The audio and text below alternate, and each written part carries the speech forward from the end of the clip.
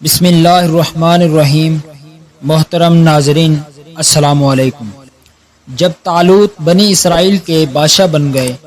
تو آپ نے بنی اسرائیل کو جہاد کے لیے تیار کیا اور ایک کافر بادشاہ جالوت سے جنگ کرنے کے لیے اپنی فوج کو لے کر میدان جنگ میں نکلے۔ جالوت بہت ہی قد آور اور نہایت ہی طاقتور بادشاہ تھا۔ وہ اپنے سر پر لوہے کی جو ٹوپی پہنتا تھا اس کا وزن 300 رطل تھا۔ جب دونوں فوجیں میدان جنگ میں لڑائی کے لیے صف آرائی کر چکی تو حضرت طالوت نے اپنے لشکر میں یہ اعلان فرما دیا کہ جو شخص جالوت کو قتل کرے گا میں اپنی شہزادی کا نکاح اس کے ساتھ کر دوں گا اور اپنی آدھی سلطنت بھی اس کو عطا کر دوں گا۔ یہ فرمان شاہی سن کر حضرت داؤد علیہ السلام آگے بڑھے، جو ابھی بہت ہی کم سن تھے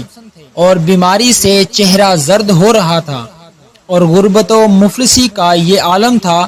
کہ بکریاں چرا کر اس کی اجرت سے گزر بسر کرتے تھے۔ روایت ہے کہ جب حضرت داؤد علیہ السلام گھر سے جہاد کے لیے روانہ ہوئے تھے تو راستہ میں ایک پتھر یہ بولا کہ اے حضرت داؤد، مجھے اٹھا لیجئے کیونکہ میں حضرت موسیٰ علیہ السلام کا پتھر ہوں۔ پھر دوسرے پتھر نے آپ کو پکارا کہ اے حضرت داؤد، مجھے اٹھا لیجئے کیونکہ میں حضرت ہارون علیہ السلام کا پتھر ہوں۔ پھر ایک تیسرے پتھر نے آپ کو پکار کر عرض کیا کہ اے حضرت داؤد علیہ السلام، مجھے اٹھا لیجئے کیونکہ میں جالوت کا قاتل ہوں۔ آپ علیہ السلام نے ان تینوں پتھروں کو اٹھا کر اپنے جھولے میں رکھ لیا۔ جب جنگ شروع ہوئی تو حضرت داؤد علیہ السلام اپنی گوپن لے کر صفوں سے آگے بڑھے، اور جب جالوت پر آپ کی نظر پڑی تو آپ نے ان تینوں پتھروں کو اپنی گوپن میں رکھ کر اور بسم اللہ پڑھ کر گوپن سے تینوں پتھروں کو جالوت کے اوپر پھینکا، اور یہ تینوں پتھر جا کر جالوت کی ناک اور کھوپڑی پر لگے اور اس کے بھیجے کو پاش پاش کر کے سر کے پیچھے سے نکل کر 30 جالوتیوں کو لگے اور سب کے سب مقتول ہو کر گر پڑے۔ پھر جب حضرت داؤد علیہ السلام نے جالوت کی لاش کو گھسیٹتے ہوئے لا کر اپنے بادشاہ حضرت طالوت کے قدموں میں ڈال دیا، اس پر حضرت طالوت اور بنی اسرائیل بے حد خوش ہوئے۔ جالوت کے قتل ہو جانے سے اس کا لشکر بھاگ نکلا اور حضرت طالوت کو فتح مبین ہو گئی، اور اپنے اعلان کے مطابق حضرت طالوت نے حضرت داؤد علیہ السلام کے ساتھ اپنی لڑکی کا نکاح کر دیا اور اپنی آدھی سلطنت کا ان کو سلطان بنا دیا۔ پھر پورے 40 برس کے بعد جب حضرت طالوت بادشاہ کا انتقال ہو گیا تو حضرت داؤد علیہ السلام پوری سلطنت کے بادشاہ بن گئے، اور جب حضرت شمیل علیہ السلام کی وفات ہو گئی تو اللہ تعالیٰ نے حضرت داؤد علیہ السلام کو سلطنت کے ساتھ نبوت سے بھی سرفراز فرما دیا۔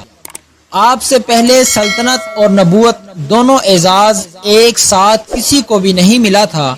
آپ پہلے شخص ہیں کہ ان دونوں عہدوں پر فائز ہو کر 70 برس تک سلطنت اور نبوت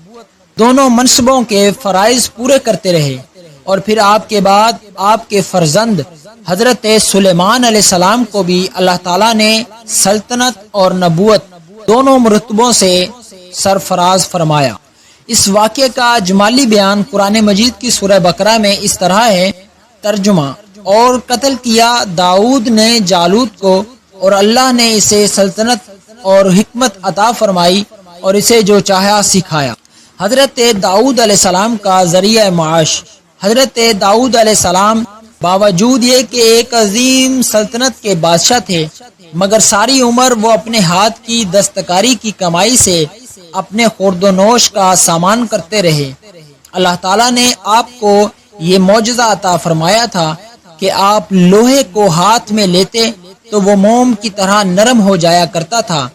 اور آپ اس سے زرہیں بنایا کرتے تھے اور ان کو فروخت کر کے اس رقم کو اپنا ذریعہ معاش بنائے ہوئے تھے، اور اللہ تعالیٰ نے آپ کو پرندوں کی بولی سکھا دی تھی۔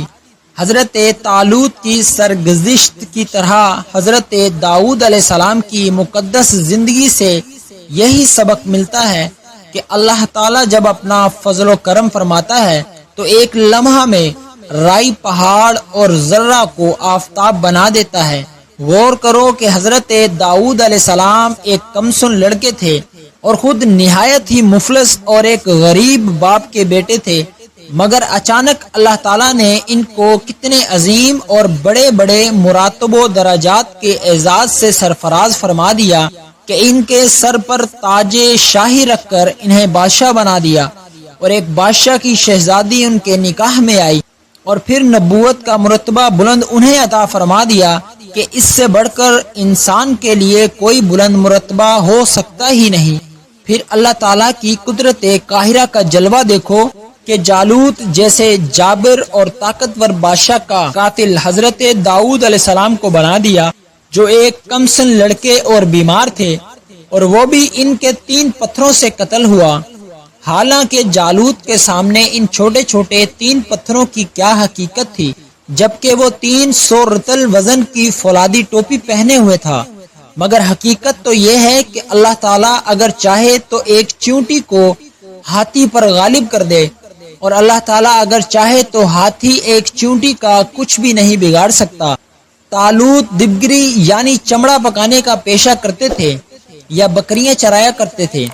اور حضرت داؤد علیہ السلام بھی پہلے بکریاں چرایا کرتے تھے، اور پھر جب اللہ تعالیٰ نے ان کو بادشاہ بنا دیا اور نبوت کے شرف سے بھی سرفراز فرما دیا، تو انہوں نے اپنا ذریعہ معاش زرہیں بنانے کے پیشے کو بنا لیا۔ اس سے معلوم ہوا کہ رزق حلال طلب کرنے کے لیے کوئی پیشہ اختیار کرنا، خواہ وہ دبگری ہو یا چرواہی ہو یا لوہاری ہو یا کپڑا بننا ہو، الغرض کوئی پیشہ ہو، ہرگز نہ ذلیل ہے، نہ ان پیشوں کے ذریعے روزی حاصل کرنے والوں کے لیے کوئی ذلت ہے۔ جو لوگ بینکروں اور دوسرے پیشہ وروں کو محض ان کے پیشہ کی بنا پر ذلیل و حقیر سمجھتے ہیں، وہ انتہائی جہالت و گمراہی کے گڑھے میں گرے ہوئے ہیں۔ رزق حلال طلب کرنے کے لیے کوئی جائز پیشہ اختیار کرنا،